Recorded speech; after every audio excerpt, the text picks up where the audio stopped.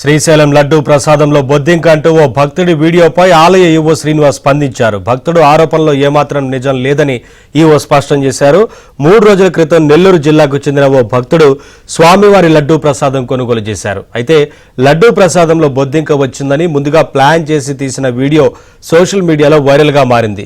ఈ ఘటనకు పాల్పడిన వ్యక్తిపై చట్టపరమైన చర్యలు తీసుకోవాలని ఆలయ ఈవో పోలీసులకు ఫిర్యాదు చేశారు.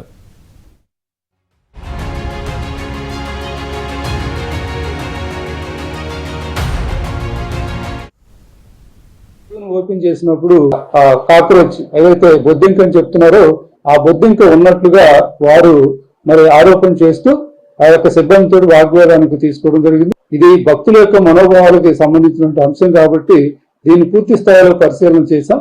పరిశీలన చేసినటువంటి అంశంలో అది వాస్తవంగా వాళ్ళు చెప్పినటువంటి ఆరోపణ బొద్దింకను ఇచ్చారు. ఆ బొద్దింక కాదది. దాన్ని చూసినప్పుడు గ్రాస్ ఓపర్ అంటే మిడత రకానికి చెందినటువంటి దీనిలాగా ఉంది.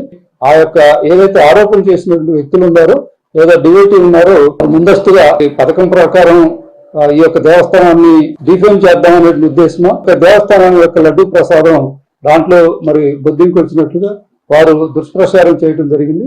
ఇది సత్యదూరం ఉన్నటువంటి 7 ప్రధానమైనటువంటి టెంపుల్స్ అంటే తిరుమల తర్వాత ఉన్నటువంటి వాటిలో అత్యంత పెద్ద టెంపుల్ మరి శ్రీశైలంలో. ఈ శ్రీశైలానికి సంబంధించి తిరుమల తరహాలో వీలైనంత వరకు ప్రతి ఒక్క విషయంలో కూడా అత్యంత ఆధునిక సాంకేతిక పరిజ్ఞానం ఉపయోగించి మనం లడ్డూ తయారీలో కూడా అన్ని రకాలుగా ఉన్నాం.